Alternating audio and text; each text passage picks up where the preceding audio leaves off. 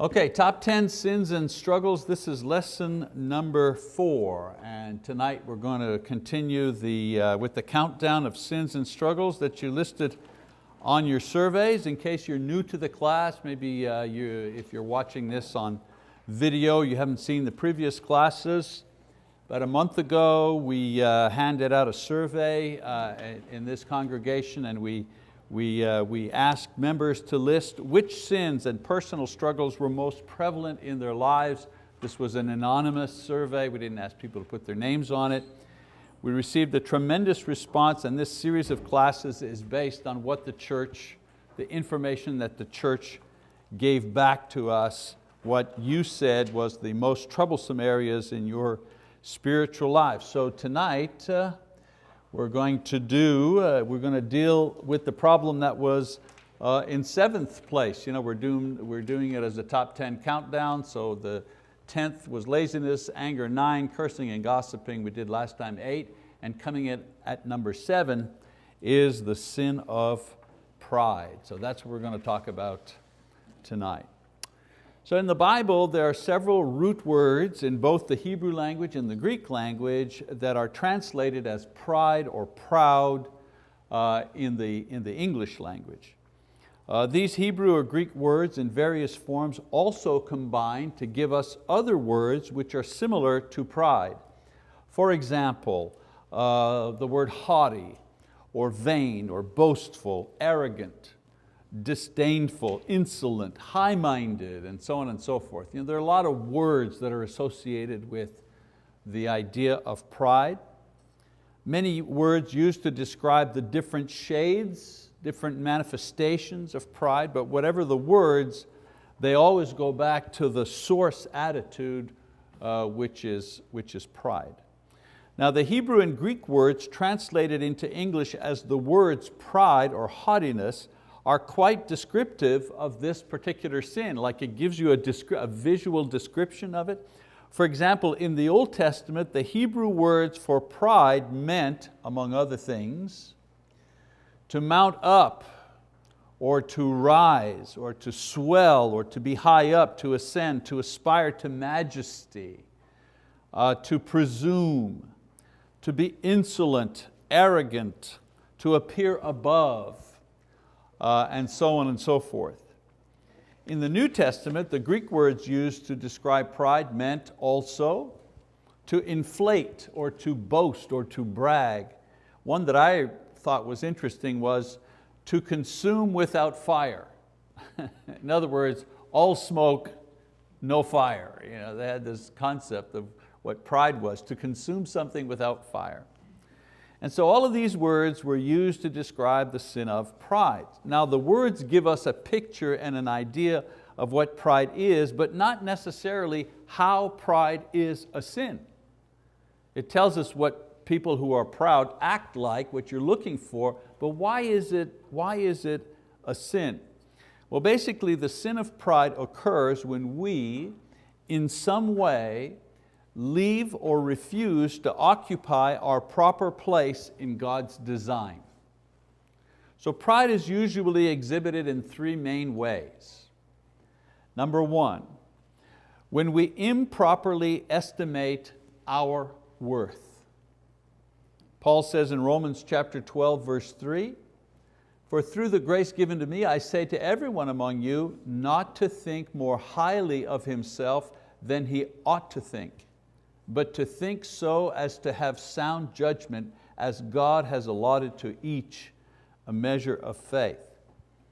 So we often read or hear about people who have low self-esteem and the many problems that this personality condition produces. People with low self-esteem, it creates a lot of problems in their lives.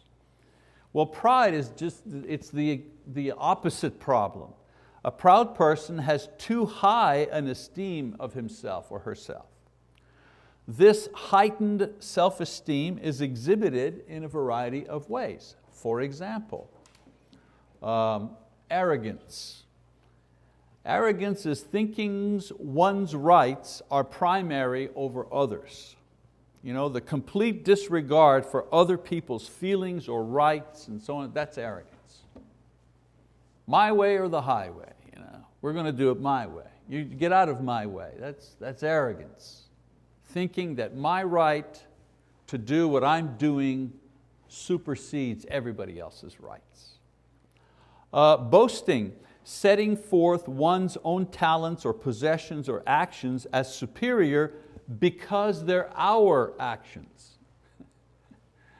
My way is better. Why? Well, because it's my way. That's why it's better, because it's my way. My things are better. Why? Because they're my things, and so on and so forth. Self-righteousness, assuming that our conduct and our ideas and our lifestyle are better because they stem from ourselves. Self-righteousness. Haughtiness, to assume that we are essentially more valuable because of the position we hold in society. We're royal, movie stars, rich people. There's nothing wrong with being rich, but sometimes rich people think they're better, essentially, simply because they're rich. So there are other negative expressions of pride, condescending, self-centeredness, but you get the idea. We don't have to beat this to death. I think we understand what it means. So pride expresses itself, first of all, as an improper estimate of our true worth as human beings by ourselves. Another expression of pride is when we measure our worth by the things that we possess. John the Apostle calls this the boastful pride of life. He says, for all that is in the world, the lust of the flesh and the lust of the eyes and the boastful pride of life is not from the Father, but is from the world. Whether it's a house or a car or an education, whether it's your name or the group you belong to, we feel superior because of what we possess. Another word for this type of pride is status or class. Much of the advertising on television or magazines or whatever online, they appeal to this desire within people. They go right for this thing. The approach is very simple. The approach says in a variety of ways, if you own this, fill in the blank, car, TV, jeans, makeup, whatever. If you own this, you will be special. You will be unique. You will be better, smarter, superior, because you have this thing than those who don't have this thing. This is why some people will pay an extra 30-40% for a product that has a particular emblem on it. We know that, right? T-shirts, without the logo, without the little alligator or whatever the logo is. T-shirts without the logo are half as expensive as the very same t-shirt that has that little logo on it. This is pride by identification, vicarious pride, pride by exclusivity. We have a circle, we're in this circle, you can't come in this circle because this circle is special, and we identify ourselves in this circle because of our name, because of what we own, whatever. So we assume a special status by associating with, whatever, name drop, product, or owning something that makes us better somehow than those who do not possess these things. A third expression of pride is self-sufficiency. This type of pride exists in the one who feels or believes that they are sufficient unto themselves. I don't need anybody. I don't need you, and I don't need them, I don't need anybody. This is the person who believes that they and they alone control their own lives, and that whatever they have or whatever they've achieved is a result of their own efforts. That's true to a certain extent, right?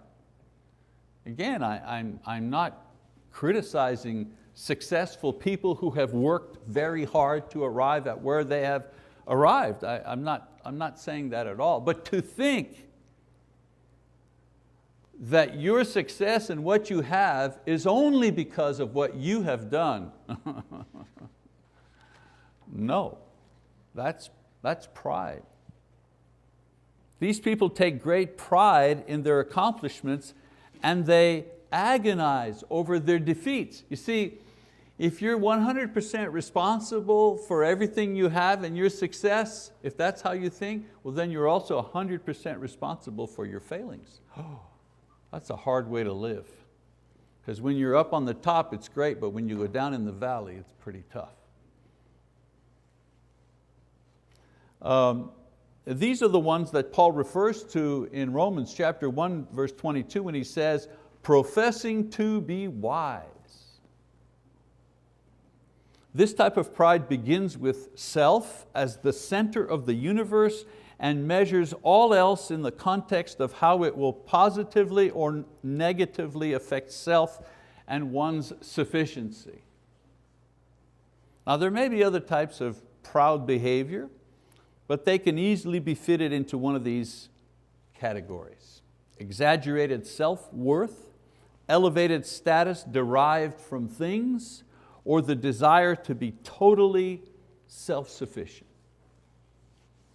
So now that we've described prideful behavior, and again, I don't think I've revealed anything that we don't already know, but we've kind of categorized it a little bit, put some words to it.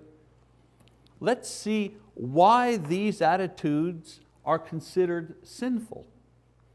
We know that the word sin means missing the mark. So let's discuss how these types of behavior miss the mark established by God. Here's the thing, God is the one who established what the target is, not man. That's why the original word in the original language, that is translated into English, sin, the original word means there's a target, and whatever you've done, whatever you've said or done, your attitude, your actions, whatever, have missed the mark. Why is it sin? Well, because God is the one that establishes the mark. Okay? So let's look at exaggerated self-worth. When we exaggerate our true value, we basically are guilty of lying about ourselves. That's the sin.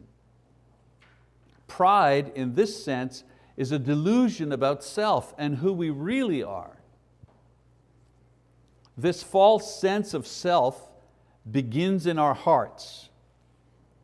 Jesus says in Mark 7:21, from within, out of the heart of men, proceed the evil thoughts, fornications, thefts, murders, adulteries. What else?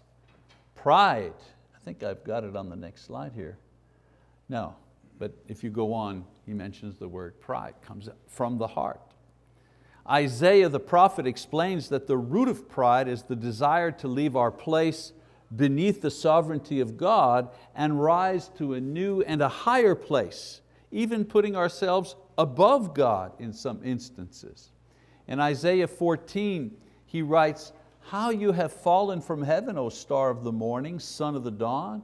You've been cut down to the earth, you who have weakened the nations. But you said in your heart, I will ascend to heaven. I will raise my throne above the stars of God, and I will sit on the mount of assembly in the recesses of the north.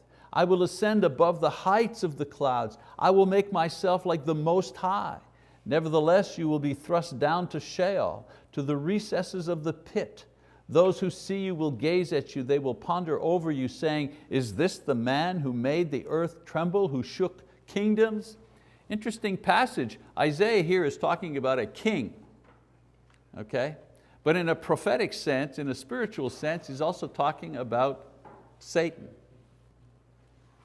And he's saying the sin, you wonder, what was the sin that the angels made? The sin was he tried to elevate himself.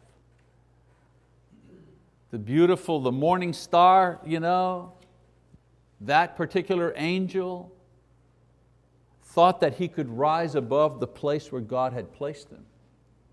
And as a result, God cast him down. But the idea is The idea that this passage is getting across is that pride is a lifting up of ourselves. A lifting up of ourselves out of the position that God has put us in as human beings. So Paul, he says that this sin is so pervasive that it infiltrates everyone's heart to some degree or another. In 2 Corinthians chapter 12, verse 7, he says, because of the surpassing greatness of the revelations. He's talking about revelations that God has given him as an apostle. So he says, because of the surpassing greatness of the revelations, for this reason, to keep me from exalting myself. Boy, talk about a guy who's self-aware. He says, I've seen, God has shown me things that no human being has ever seen.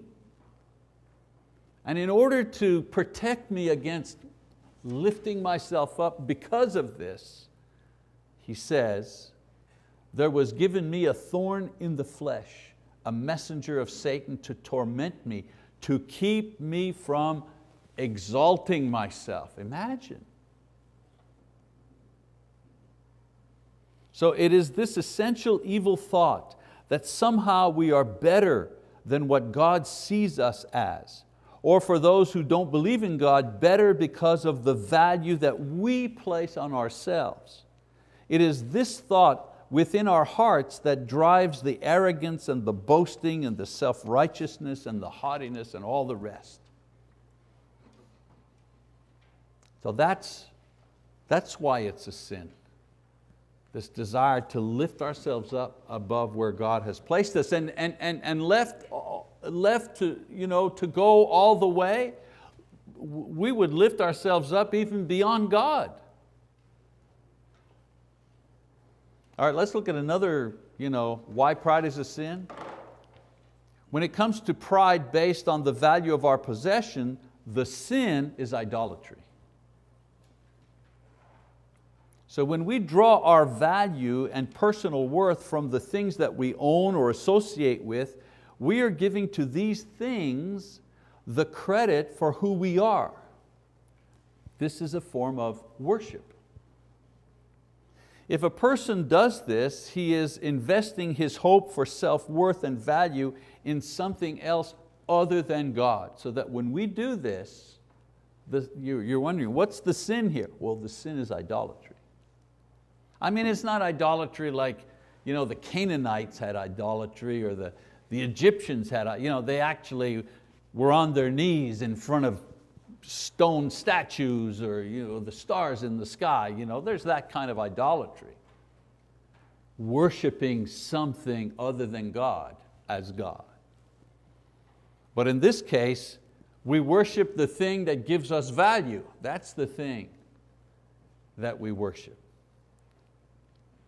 So the worship of an idol is not only confined to bowing down to a statue or image, it includes making gods out of the things we acquire or pursue by thinking that they can make us better or happy.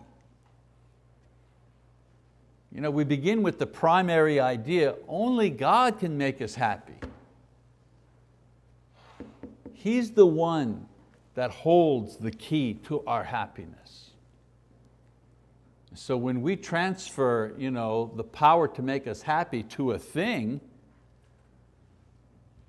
well then we've given the power that God has to this thing. In the end, drug addiction, alcohol, so on, at the beginning, when that begins, they say, where's the sin? Well, yes, you're harming your body, but the essential spiritual sin is idolatry. You're giving to that substance the power to make you happy. So the psalmist says in Psalm 52:7, behold the man who would not make God his refuge, but trusted in the abundance of his riches and was strong in his evil desire. Trusted in the abundance of his riches, whatever that is. Physical strength, monetary strength, intellectual power, political power, it doesn't matter what it is. How many people are happy when they're on top and sad we're on the bottom?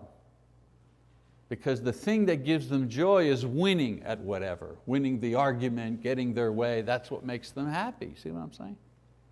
So we can derive satisfaction from our accomplishments, of course, and our possessions. This is normal. But when things become the reason why we think we are better than others, then our pride has given these things an evil life of their own. All right, pride in self-sufficiency. Why is this a sin? So self-sufficiency is the type of pride that is most condemned in the Bible, because the sin inherent in this type of pride is that of denying God and His power over you. Previously I said God's power in making you happy, in satisfying you, in giving you what you really need in life. Here the sin is denying the power that God has over you.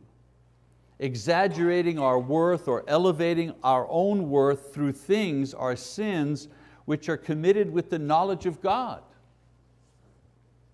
So self-sufficiency, however, says that I don't need God, or there is no God, or there's only me, and as far as my world is concerned, I am God.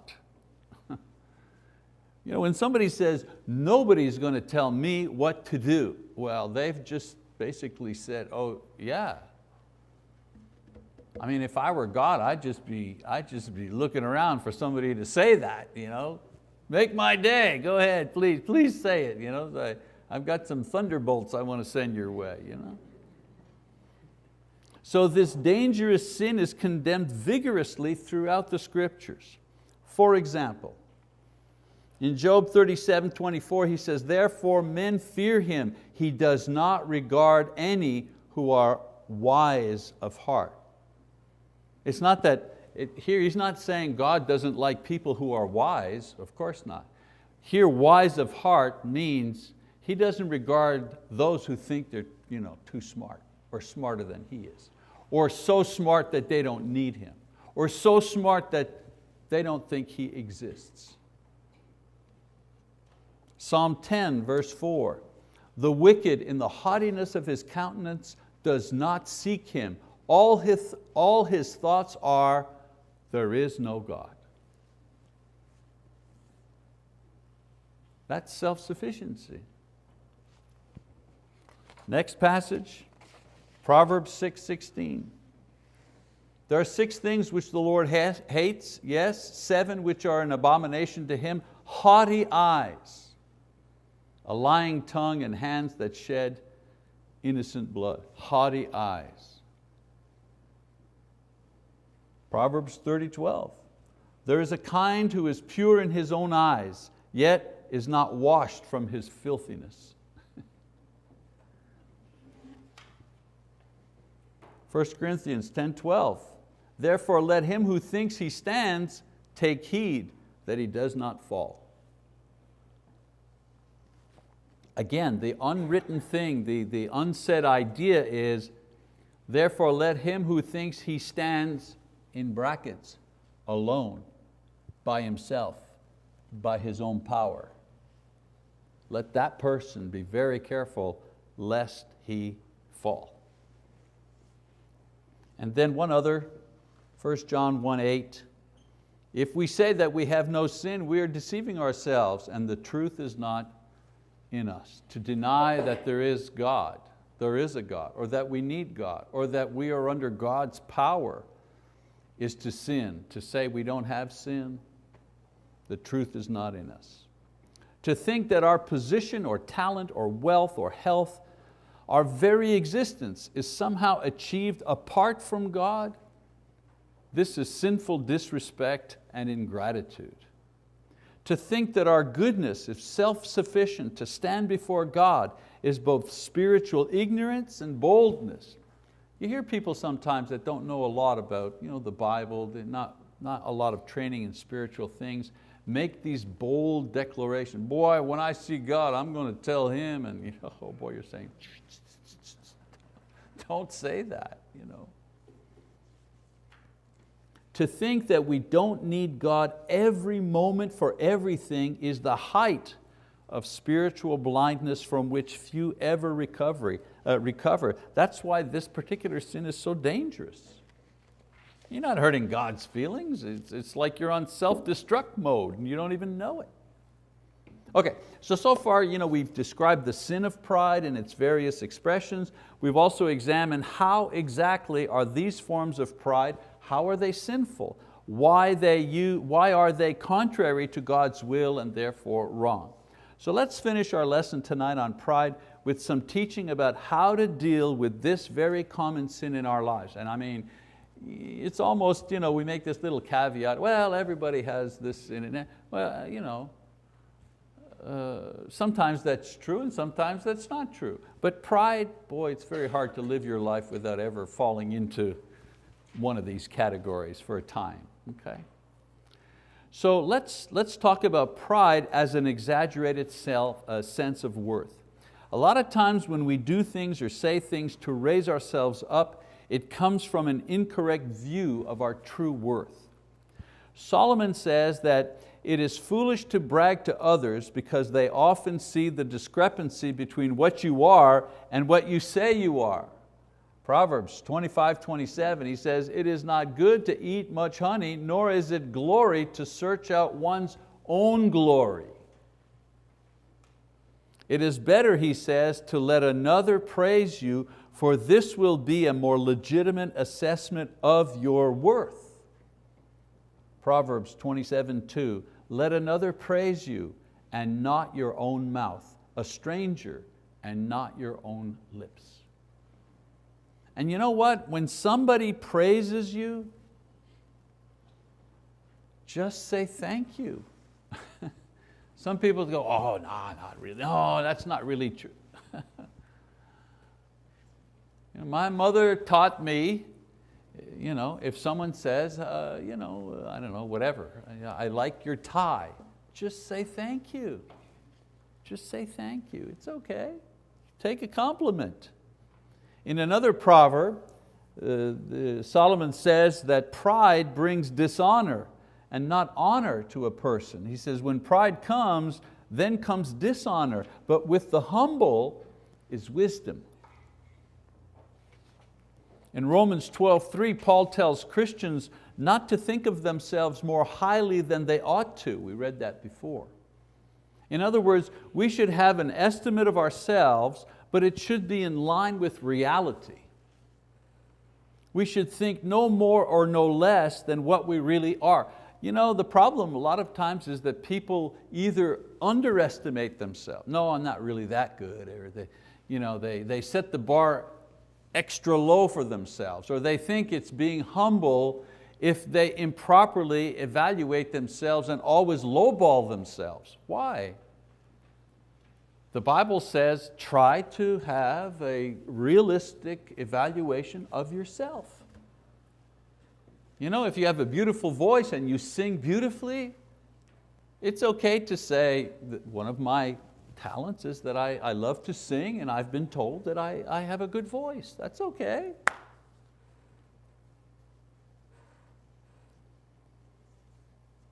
In other words, we should have an estimate that equals reality. We should think no more but no less than what we really are. In 2 Corinthians 10:18, Paul truly gets this issue of self-worth into perspective when he says the following, for it is not he who commends himself that is approved, but he whom the Lord commends. And in the church, let others praise you.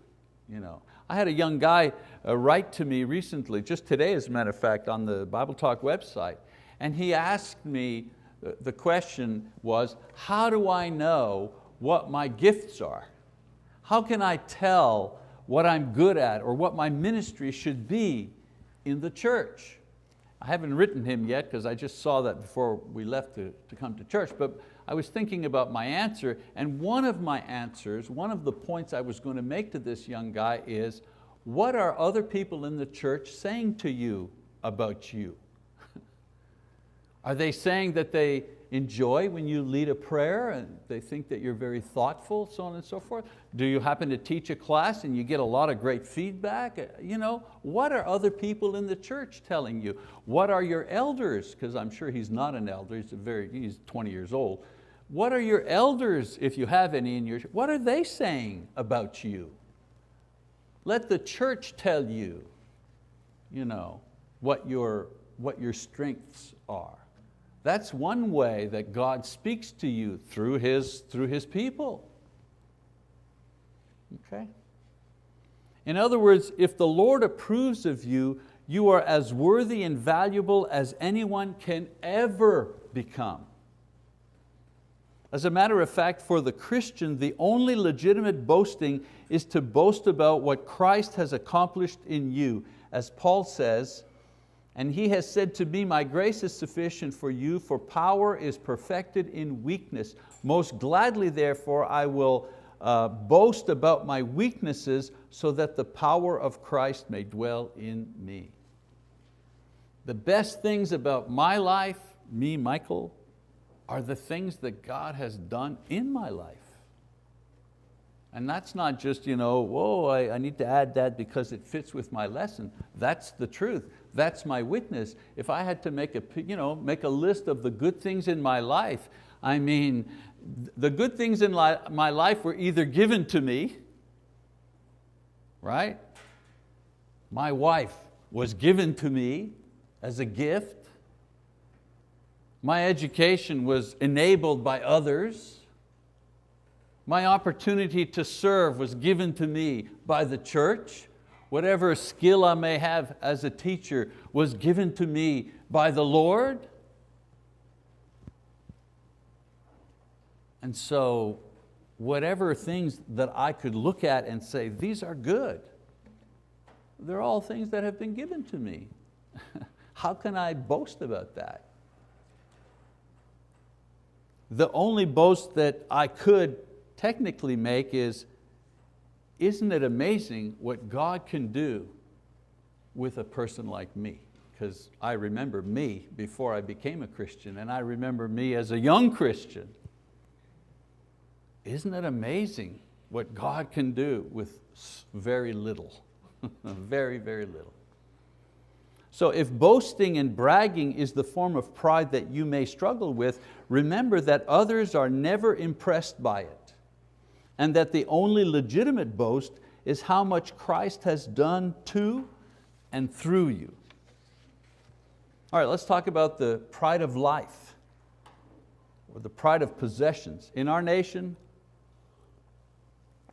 this is the form of pride that affects most of us. We live in a very wealthy nation. We live in a very materialistic society where the pressure to judge and value other people by what they wear, or what they drive, where they live, this is a very, very powerful thing.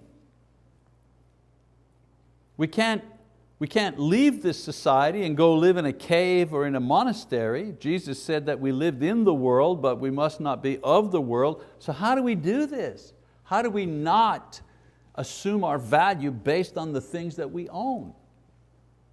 Well, first of all, we do it by keeping our priorities in order. That's why Jesus said in Matthew 6:33, seek first His kingdom and His righteousness, and all these things will be added to you. There's two things there. Aside from seeking first God's will for my life, people are always saying, I just want to know what your will is for my life. And there's my life from here to 29 years from now. But that's incorrect. It's, Lord, what is your will for my life today? Because I don't have tomorrow, just today. What do you want me to do today? How shall I act today? That's the priority. The other thing that's interesting is that He says, this is your priority, this is your work, this is where you invest your emotional and spiritual energy into figuring out, Lord, what will you have me do today? And when you do that, He provides the things you need. Sure, we work, we get a job, we save our money, of course, we understand that. But He provides, in the sense He provides through the opportunities, He provides in His own way. But there's an interesting thing here. It says He's going to provide the things that you need. Well, and He also provides how much of it you have. He provides how much of it that you have. So we need to keep our priority in order. First the spiritual, God's will, God's work, God's purpose. This is your first priority, and then He's going to provide in His own way the things that you need. Don't work for things. Don't pray for things. Don't be anxious for things. Work for Him. Pray for the knowledge of His will. Be anxious to do what is right. He's going to provide the things. And I know that's not easy sometimes, when the bills are coming in and the payroll is less than the bills. But on the day that the payroll is less than the bills, that's the problem for that day. And the prayer is, Lord, today this is the problem that I have. What will you have me do? How can I resolve this? Help me in this. Okay, we've got to move a little bit. Let's talk about pride as far as self-sufficiency. How do we overcome this most dangerous form of pride? Well, if you've recognized that you fall in this area, the fact that you actually see it, boy, that's a sign of hope. Like all sins, acknowledging is the first and greatest step. So I believe that there are two ways that God deals with those who are self-sufficient. That's their pride. Nobody's going to tell me what to do. I'm the boss, that type of thing. First, He warns them. He warns them. Psalm 49 verse 10, He says, for He sees that even the wise, meaning the self-sufficient, for He sees that even the wise men die. The stupid and the senseless alike perish and leave their wealth to others. And then in Matthew 23:12 He says, and whoever exalts himself shall be humbled, and whoever humbles himself shall be exalted. So the first thing that God does is He warns us about this stuff. Through His word, through His people, God warns us of the danger of this as well as every other sin. So some people hear the warning, they repent, others ignore it to their own destruction.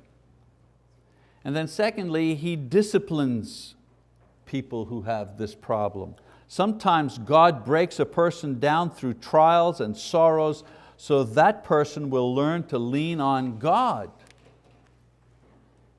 I can tell you in my own life, trying to do it my way, I can remember one point, no job, no money, no car, no home. I was living with a family. I was working for a roofing company, a private roofer. This is after years and years of abuse, years and years of living drugs and alcohol and craziness and all that kind of stuff that got me to the point where I lost everything, nothing left, nothing, no family, no money, no car, no job, nothing. And I was living with this family, and the dad gave me a job working on his crew. And my job was to run the truck from all the junk around the house, all the shingles and all the trash, and I'd pick all that stuff up in the truck and I'd drive it out to the dump. And then I would dump the stuff and I would come, that was my job. And I remember the day when finally in my head it clicked, okay, you're God and I'm nothing.